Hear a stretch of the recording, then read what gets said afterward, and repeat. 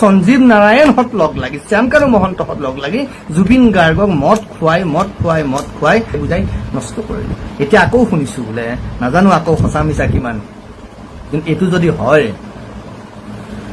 ইয়াতকে কিন্তু আঘাত আৰু বেছি অসমৰ ৰাইজে নাপাব। সঞ্জীৱ নাৰায়ণে জীয়েকৰ বিয়া, জীয়েক যেতিয়া বিয়াটো দিবই লাগিব, 21 নৱেম্বৰত হেনো বিয়া পাতিছে বোলে মে ফেয়াৰ নামৰ যিখন ৰিজৰ্ট আছে, য'ত জুবিন দাৰ সমাধি ক্ষেত্ৰ, যিখন জুবিন দাৰ সমাধি ক্ষেত্ৰ য'ত সৎকাৰ কৰা হ'ল, তাৰ ওচৰত মে ফেয়াৰ নামৰ কিবা ৰিজৰ্ট এখন আছে বোলে। মই এইটো দেখা নাই কাৰণ কেতিয়াও যোৱাৰ সৌভাগ্য হোৱা নাই। তাতে বোলে বিয়া পাতিব জীয়েকৰ, আৰু ইণ্টাৰেষ্টিং কথা হ'ল অভ্যৰ্থনাখনৰ আয়োজন কৰিব, মানে ৰিচিপশ্যনৰ আয়োজন কৰিব সৰু সজাই ফিল্ডত। সৰু সজাই ৰিচিপশ্যন, য'ত তোমালোকৰ দ্বাৰা সৃষ্ট পৰিৱেশৰ মাজত পৰি জুবিন গাৰ্গ অসমীয়াৰ হিয়াৰ টুকুৰা নিশেষ হৈ গ'ল, য'ত সেই ঠাই টুকুৰাত জুবিন গাৰ্গক শেষ শ্ৰদ্ধাঞ্জলি দিয়াৰ কাৰণে ৰখা হ'ল, তাত তোমাৰ ছোৱালীৰ বিয়াৰ ফাংচন দিবা, মানে ৰিচিপশ্যন পাতিবা, অভ্যৰ্থনা কৰিবা, মদে মাংসই খুৱাবা। ইমান স্পৰ্ধা তোমালোকৰ। এই খবৰবোৰ সঁচা মিছা বিচাৰ কৰক। যদি হয় কেনেকে পালে এই মানুহজনে ইমান সাহস, ইমান শক্তি? কৈছো নহয়, সংস্কাৰী সমাজখনৰ কাৰণে আমি সংস্কাৰী সমাজখনৰ কাৰণে নিজৰ জীৱনটো এৰি দিছো। সমাজখন সংস্কাৰিত হোৱাটো আমি বিচাৰো, তাৰ কাৰণে কথাখিনি কৈছো। তেওঁলোকে যদি তাত ব্যক্তিগতভাৱে লৈছে এইটো তেওঁলোকৰ সীমাবদ্ধতা হ'ব। মই মোৰ সংবিধানে দিয়া নৈতিক দায়িত্বৰ খাতিৰত ভাৰতীয় নাগৰিক হিচাপে, ভাৰতীয় সংবিধানে দিয়া এগৰাকী নাগৰিক হিচাপে মই মোৰ কাম কৰিছো। এই কথাবোৰ স্পষ্ট হওক। কিয় হোৱা নাই? অসমৰ সেইসকল সাংবাদিককো কৈছো, এনে এটা সময় আছিল যেন শ্যামকানু মহন্তই প্ৰাগ নিউজত কিবা শ্ব' কৰিছিল মাজে মাজে, সপ্তাহৰ এটা নেকি, ইমান ডাঙৰ মানুহ নেকি? আজি কিয় এনেকুৱা হৈ গ'ল? কিয় মাৰি পেলালে?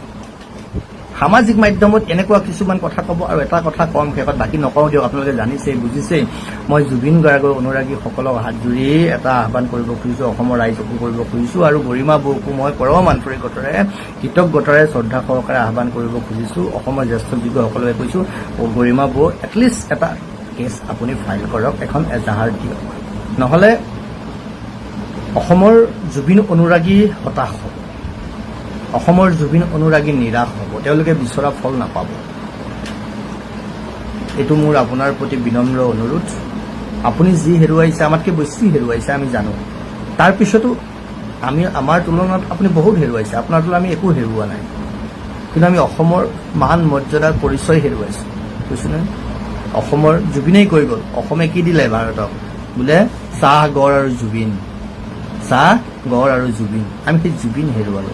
বৌ, কাটৰ আহ্বান কৰিছো, আপুনি এখন FIR কৰক, নহ'লে ভনীকে কওক বা দেউতাক কওক, দেউতা অসুস্থ, বুজিব পাৰো কথাখিনি, আপুনি এই কামটো কৰক। আৰু জুবিন গাৰ্গৰ অনুৰাগীসকলক কৈছো, পদ্ধতিগতভাৱে আপোনালোকে চিন্তা কৰি কামবোৰ কৰক। সঞ্জীৱ নাৰায়ণক প্ৰশ্ন কৰক।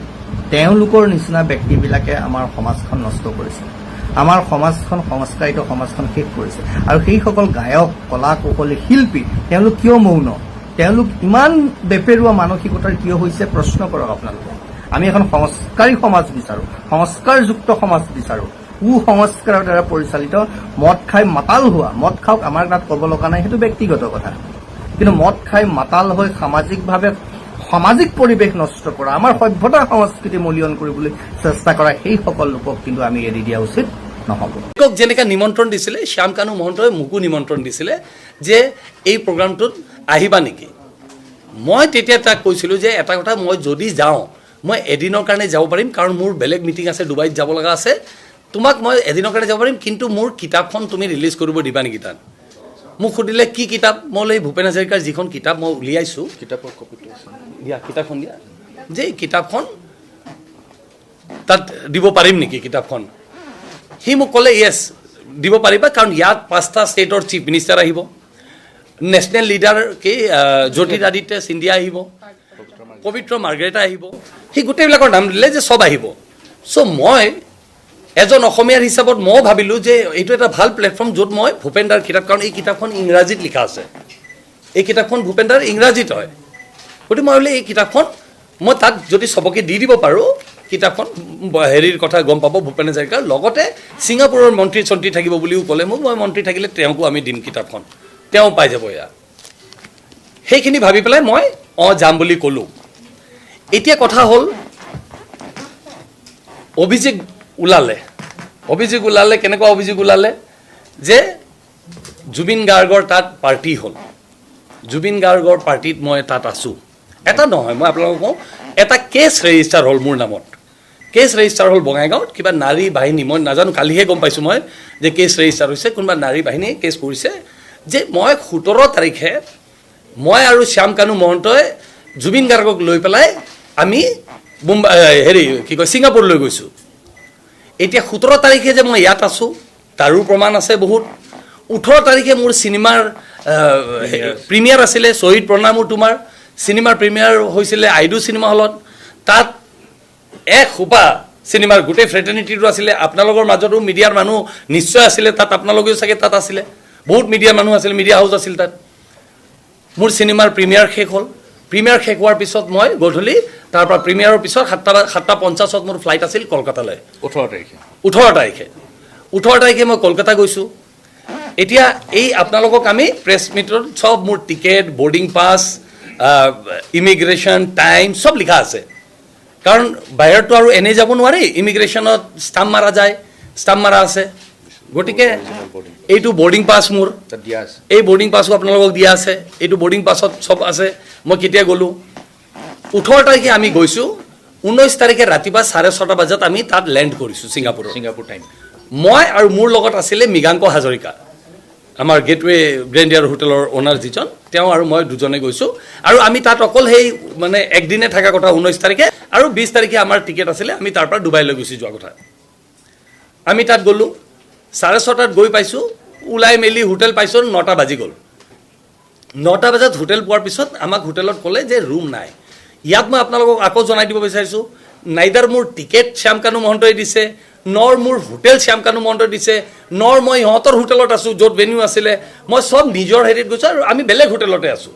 আমি তেওঁলোকৰ কোনো হোটেলতো নাই, হোটেল বুকিং, গতিকে হোটেল বুকিং, হোটেল টিকেট আপোনালোক চব দিয়া আছে ইয়াত। আমি গৈ তাত থাকিলোঁ। 9টা বজাত আমি যাই যেতিয়া হোটেলত গ'লোঁ, আমি ৰুম নাপালোঁ। সিহঁতে ক'লে 10টা মানত পাই যাব।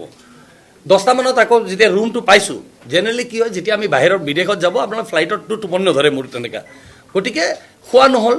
গৈ পাই ৰুমটো পাই পেলাই আমি শুই থাকিলোঁ, মই শুই থাকিলোঁ, মৃগাংক হাজৰিকা, আমি দুটাই শুই থাকিলোঁ তাত। আমি শুই যোৱাৰ পিছত 3টামান বজাত আমাৰ ভোক লাগিলে। ভোক লগাৰ পিছত আমি মৃগাংক মোক ক'লে যে আমি ভাত খাওঁ, ক'ৰবাত ভাত পাম নেকি। হোটেলত আমি চেক কৰিলোঁ, হোটেলত ক'লে যে ভাত ক'তো নাই, ৰাইচ ক'তো নাই ইহঁতৰ হোটেলত। তো আমি ওলাই গ'লোঁ, বোলে ব'ল বাহিৰত যাওঁ, ক'ৰবাত আমি ৰাইচ পাম।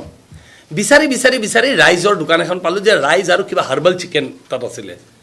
মোৰ কপাল ইমানে ভাল, যিহেতু মই সেই সেনেকুৱা বস্তু নাখাওঁ, মই সেই লৈ ভাতৰ প্লেটটো যেতিয়া দিছিলে তাৰো ফটো তুলি পেলাই, এই টাইম চাইম ফটো চব আছে, মই লৈ পেলাই মোৰ ঘৰলৈ পঠালোঁ। কিয় পঠালোঁ? কাৰণ এইটো বস্তু খাব ওলাইছোঁ আজি, তেনেকুৱা দি পঠালোঁ। তেনেকুৱা আছিলে।